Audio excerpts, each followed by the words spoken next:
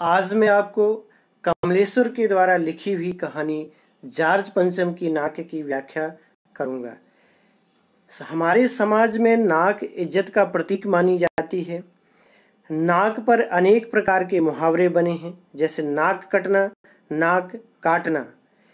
इन्हीं मुहावरों का कमलेश्वर ने व्यंग्यात्मक रूप से उपयोग किया है अपनी कहानी में। अंग्रेजी हुकूमत से आज़ादी मिलने के बाद भी सत्ता से जुड़े विभिन्न प्रकार के लोगों की जो औपनिवेशिक दौर की मानसिकता है, विदेशों के प्रति जो आकर्षण है, उसके प्रति गहरी चोट की है। यह कहानी पत्रकारिता की सार्थकता को भी रेखांकित करती है, साथ ही व्यावसायिक पत्रकारिता के विरुद्ध भी खड़ी दिखाई देती है।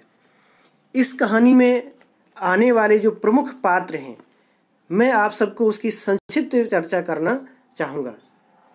कहानी जॉर्ज पंचम की जो नाक है, उसकी जो मूर्ति पर जो नाक लगी हुई है, नाक सम्मान और प्रतिष्ठा का सूचक होती है।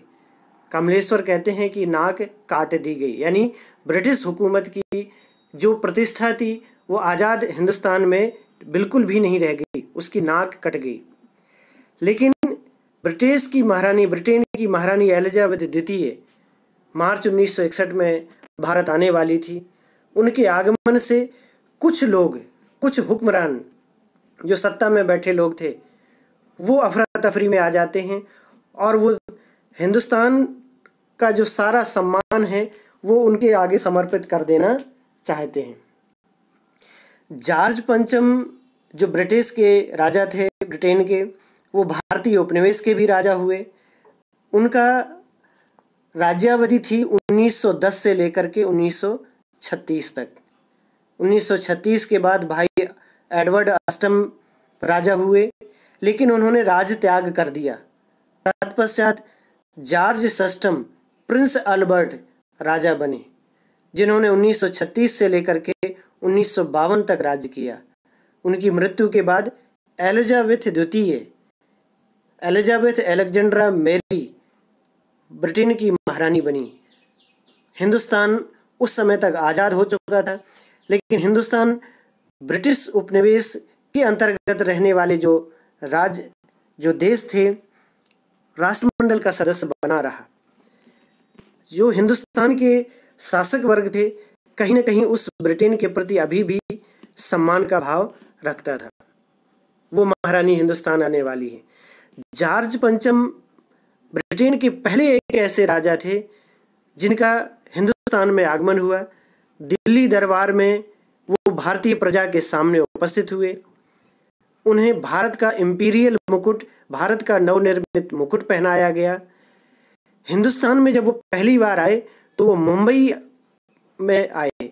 मुंबई के रास्ते वो भारत में प्रवेश किए, इसलिए उनके सम्मान में गेटवे ऑफ इंडिया का निर्माण किया गया, जो 1924 में पूरा हुआ था। जॉर्ज पंचम के साथ उनकी जो पत्नी है, यानी महारानी मैरी क्वीन भी हिंदुस्तान आई।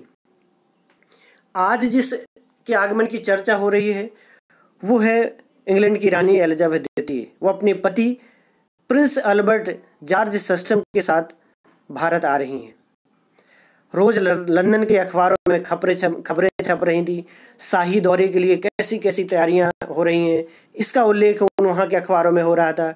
रानी एलिजाबेथ का जो दर्जी था, जो कपड़े सिलने वाला था, वो हिंदुस्तान, पाकिस्तान और नेपाल के दौरे पर रानी कब क्या पहनेंगी, इसकी चिंता में उलझा हुआ था। इससे पहले ही सेक्रेटरी और जासूस अन्य इस भारतीय उपमहाद्वीप का दौरा कर चुके थे। यहाँ का कल्चर, यहाँ की संस्कृति, इन सब को देख करके और यहाँ से कपड़े ले जा चुके थे।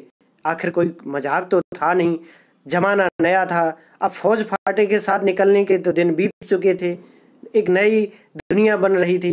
इसलिए फोटोग्राफरों की फौज तैयार हो रही थी, यानी फोटोग्राफर इन भव्यताओं का, इन सुंदर दृश्यों का फोटो खींच करके समाचार पत्रों में देंगे और समाचार पत्र दुनिया तक पहुंचाएंगे, जिससे कि जनता के मन में कोने कोने तक धाक बैठ जाए।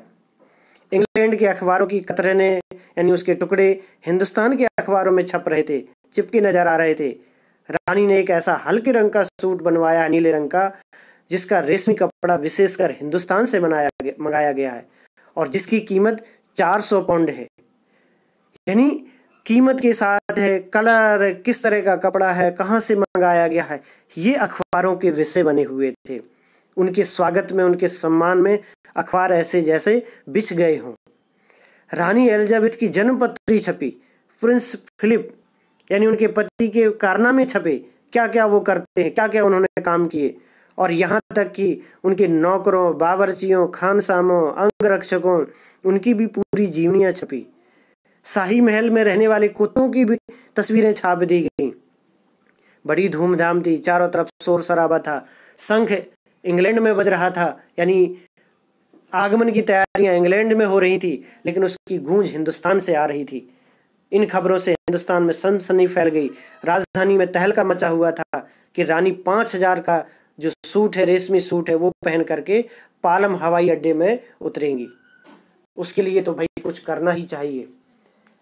उनके बावर्ची पहले महायुद्ध में जान हथेली पर लेकर लड़ चुके हैं, उनकी शानो शौकत के क्या कहने। अब जब वो इतनी शानो शौकत के साथ हिंदुस्तान आ रही हैं, वो इसलिए आ रही हैं क्योंकि वो महारानी है और उन्होंने इस देश पर शासन की है, इसलिए उनके भव्यता दिखाने का कारण था। लेकिन हिंदुस्तान किस लिए इतना अपने आप को बेचैन था उनके स्वागत के लिए? नई दिल्ली ने अपनी तरफ देखा और बेसाख था, यानी स्वाभाविक रूप से मुंह से निकल आया कि वह आए हमारे घर, खुदा की रहमत, कभी हम उनको, कभी अपने घर को देखते हैं। और देखते ही देखते दिल्ली की काया पलट होने लगी। दिल्ली में साफ सफाई, रंग रोगन तैयारियां, सड़कें नई होने लगी, जवान होने लगी, इमारतों की धूल साफ की गई, उनकी लिपाई पुताई की गई। लेकिन एक सबसे बड़ी समस्या थी, वह क्या थी? जॉर्ज पंचम की नाक।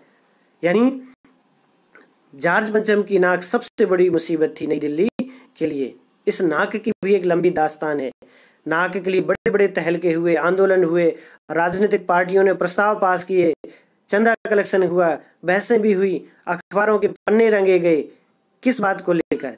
कि जॉर्ज पंचम की नाक रहने दी जाए या हटा दी जाए। अर्थात ब्रिटिश भारत से स्वतंत्र होने के बाद जो स्वतंत्र भारत है, जो गणराज्य है, जो संप्रभु देश है, अब क्या ब्रिटिश शासन के प्रतीकों के प्रति सम्मान रखा जाए, यानी उनकी मान और प्रतिष्ठा को बनाए रखा जाए, या उसे हमेशा के लिए नष्ट कर दिया जाए? उसके क्रूर अतीत को, एक दुख भरे क्षणों को भुला दिया जाए, नष्ट कर दिया जाए। इस पर एक मत नहीं थे हिंदुस्तान के लोग। जैसा कि हर राजनीतिक आंदोलन में होता है कि कुछ पक्ष में थे और कुछ विपक्ष में थे, लेकिन कुछ ऐसे भी लोग थे जो खामोश थे, चुपचाप थे। खामोश रहने वालों की ताकत दोनों तरफ थी। आंदोलन चला, तैयारी सुरक्षा के लिए हथियारबंद पहरेदार तैनात कर दिए गए, कोई वहां तक पहुंच नहीं सकता है। कई जगह की जो नाक थी, यानी लाटों की नाक थी, या उनको उतार दिया गया, हटा दिया गया और उन्हें संग्रहालयों में पहुंचा दिया, अजायब घरों में पहुंचा दिया। लेकिन जो इंडिया गेट के सामने जॉर्ज पंचम की नाक लगी हुई थी, एक दिन वह भी एकाएक गायब हो गई। और इतनी सुरक्षा और तैयारियों के बावजूद भी गश्त लगती रही और लाट की नाक चली गई, यानी प्रतिष्ठा समाप्त हो गई। अब रानी आए और नाक ना हो, यह तो बड़ी मुश्किल है। सरगर्मी शुरू हुई, चारों तरफ से लोग बुलाए गए, मीटिंग हुई, और ये मीटिंग का मुद्दा बना कि अगर जॉर्ज पंचम की नाक नहीं लगाई जाती है तो हमारी भी नाक चली जाएगी, कट जाएगी, अर्थात मान प्रतिष्ठा समाप्त हो जाएगी। यानी जॉर्ज पंचम की नाक से हिंदुस्तान के उन हुक्मरानों ने अपनी मान प्रतिष्ठा को जोड़ लिया था। यह उचित नहीं था, लेकिन फिर भी उच्च स्तर पर मशवरे हुए, दिमाग खरोचे गए, यह तय किया गया कि हर हालत में नाक का होना बहुत जरूरी है।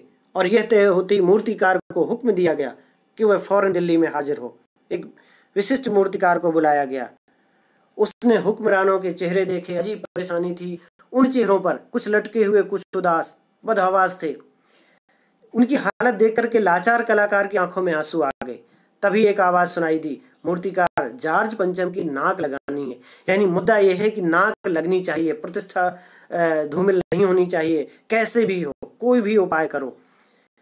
इस लाट के लिए मूर्तिकार ने पूछा कि पत्थर कहाँ से लाया गया था, आप मुझे ये बताइए, मैं आपका काम पूरा कर दूंगा। आनन फानन में उस क्लर्क को बुलाया, पुरातत्व विभाग के फाइलें लाने के लिए कहा गया और पूछा गया कि आप पता करें उन फाइलों से कि ये इस प्लाट का पत्थर कहाँ से लाया गया था। लेकिन उसने क्षमा मांगते हुए कहा, सर मेरी खता माफ़ हो, फाइलें सब कुछ हजम कर चुकी हैं।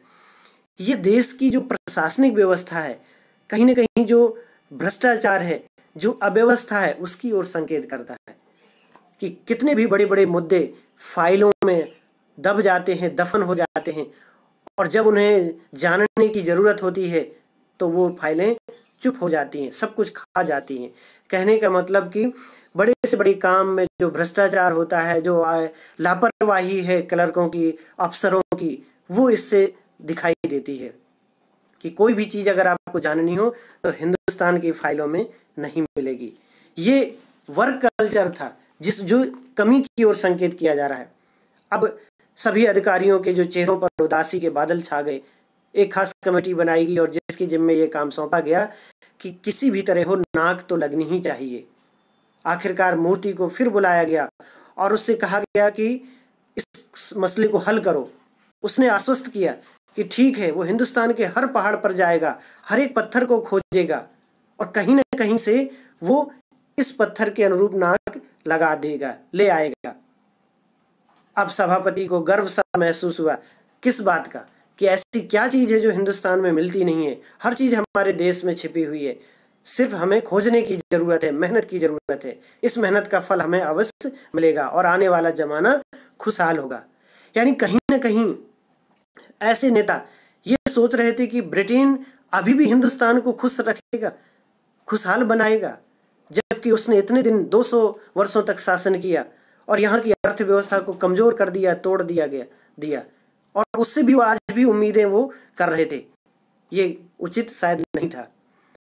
लेकिन ये छोटा सा अखबार भाषण उनके अखबारों में छप गया।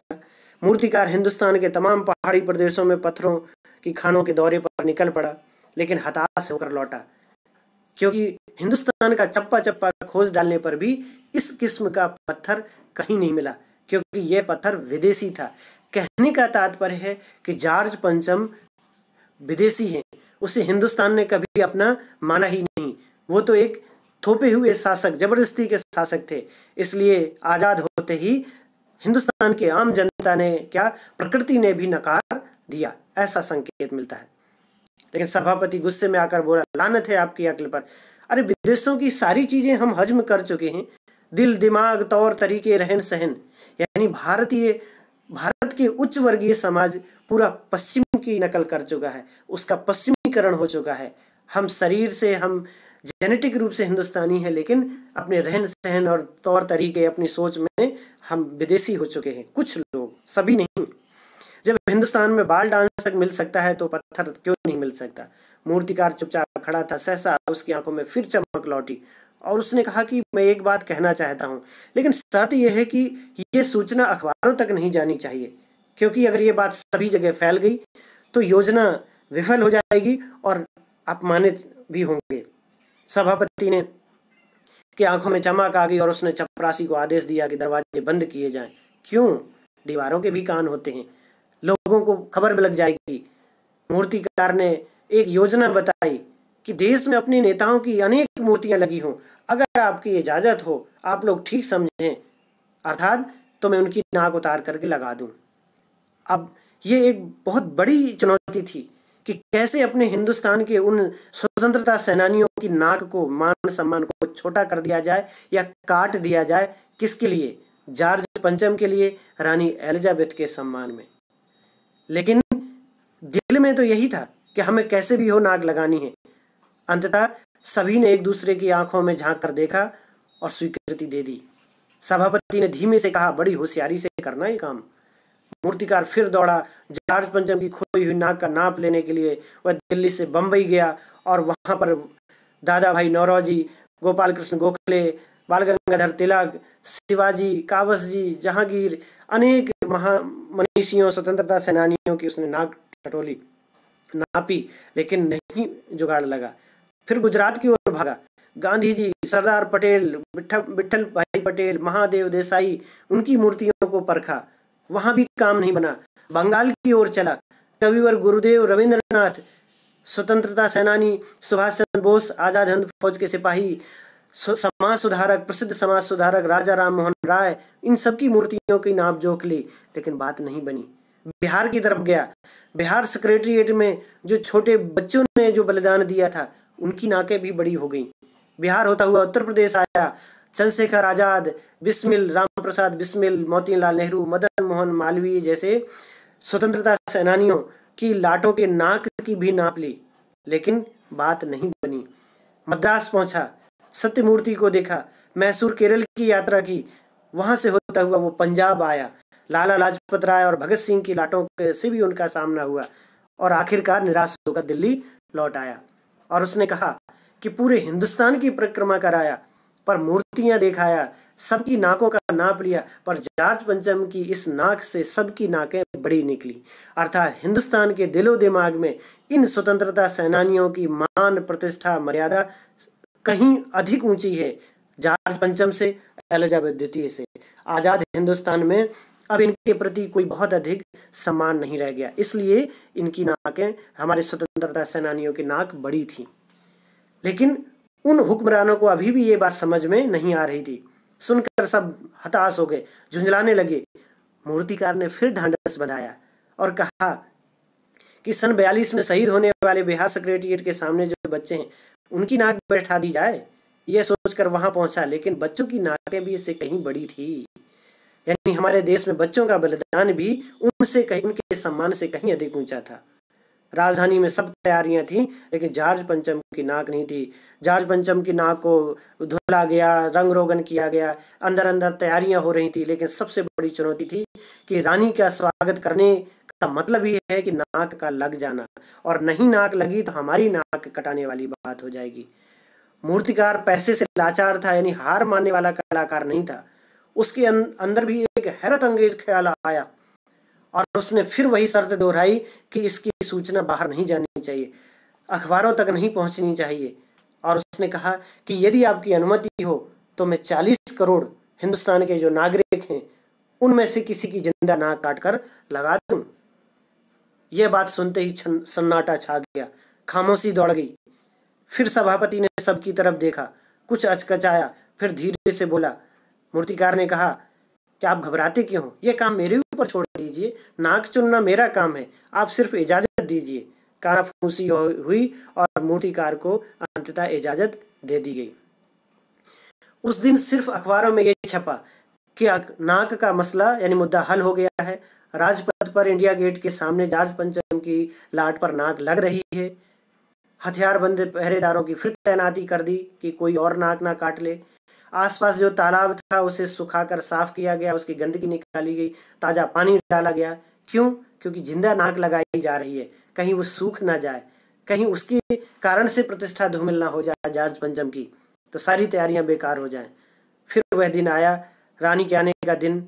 मूर्तिकार खुद अपने बताए हल से परेशान था कि जिंदा नाक लगाने के लिए उसने जो कमेटी वालों से फिर मदद मांगी और उसे वह मदद दी गई, सारी मदद इस हिदायत के साथ कि उस खास दिन से पहले नाक लग ही जानी चाहिए। और वह दिन आ भी गया, जॉर्ज पंचम के नाक लग गई।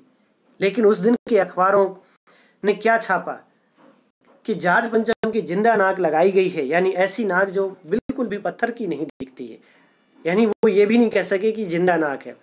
लेकिन कहीं ना कहीं अखबारों, पत्रकारों के हृदय में बदलाव आ रहा था। उस वर्ग के सामने हिंदुस्तान का जो आत्मसम्मान था, आत्मगौरव है, यानी उनकी जो आत्मा थी वो जाग उठी थी। पत्रकारिता का जो अपना उत्तरदायित्व है वो कहीं ना कहीं वो समझने लगे थे, और उन्हें ये उचित नहीं लगा कि भारत के नागरिकों में से उसके सम्मान को छोटा किया जाए, उसकी नाक को काटा जाए और जॉर्ज पंचम की नाक को यानी मान प्रतिष्ठा दी जाए।